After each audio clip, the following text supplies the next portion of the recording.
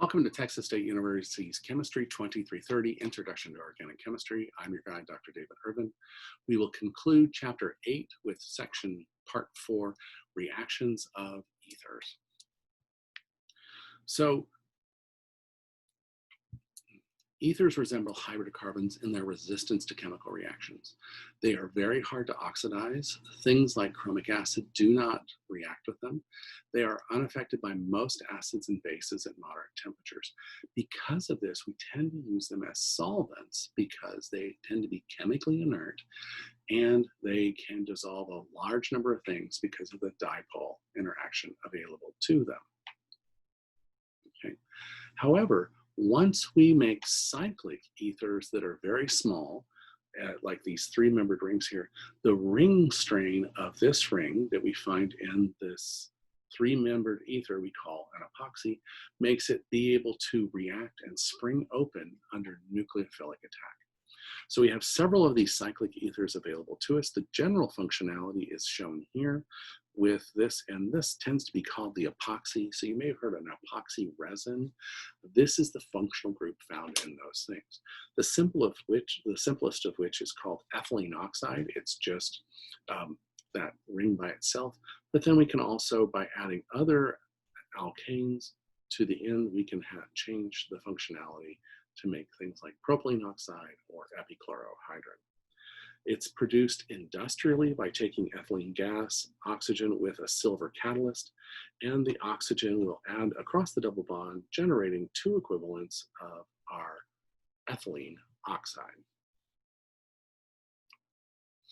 The other way to make an epoxy is to take our reaction and use what we call a peroxycarboxylic acid. If you'll notice here, this carboxylic acid has an extra oxygen in it here. Our normal carboxylic acid would be C double bond OOH. And the peroxy acids take this extra oxygen and add it across that double bond to generate our epoxy functionality. Okay, so in general, ethers are unreactive in aqueous acid solutions unless we have that ring strain of epoxy. So if we generate this epoxy, this three-membered ring here, and bring it into close proximity with water with an acid catalyst, what we'll end up doing is we'll end up doing an anti-addition to the system where we add our OH to the other side of the double bond of this ring, and therefore we're going to get this anti-addition and we'll get a dihydroxy species right here. It's one very interesting way to get a 1,2 diol. Okay, so let's talk about the mechanism of why this works. The first thing we're going to do is we're going to protonate the alcohol, the OH, the oxygen of the epoxy here. And when we do that, it makes it a decent leaving group for the electrons in the bond here to generate a ring opening event. When it does that, we can have attack by the neutral electrons of the hydroxy act as a nucleophile on the backside of this attack. And what that will do is that'll spring open the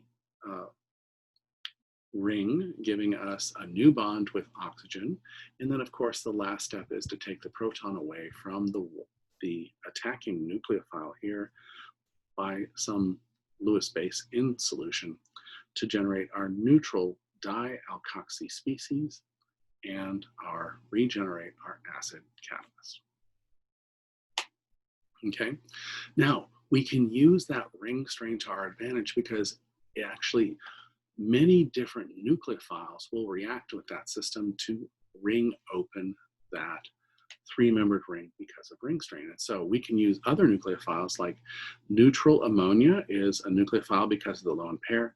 And what it'll do is it'll attack one side and opening the ring to give you the more substituted alcohol. Notice that the nucleophile attacks on the least substituted side to ring open, giving the more substituted alcohol. We can do this with water in acidic conditions, just like we did on the previous page. And again, that will give us our ring open diol. Although in this case, you can't tell which which carbon the nucleophile attached to, but when we use other nucleophiles, we always get the more substituted alcohol. Notice the oxygen always stays on the more substituted side, meaning the nucleophile is attacking on the least sterically hindered side. Okay. The last reaction we want to talk about is the oxidation of thiols. We can oxidize these thiols down to sulfonate esters and sulfuric acid derivatives, but the more useful information we have is what we call disulfides, and that's where we can take and make a sulfur-sulfur bond in the disulfide. This is used a lot in protein chemistry. In fact, it's used in the way we fold proteins and hold them in place is making these disulfide bonds. So just oxidizing in air, we're able to convert that thiol into that disulfide. The other useful place that this happens is in the vulcanization rubber. That's where we can take an alkene inside rubber plastics and add sulfur to it.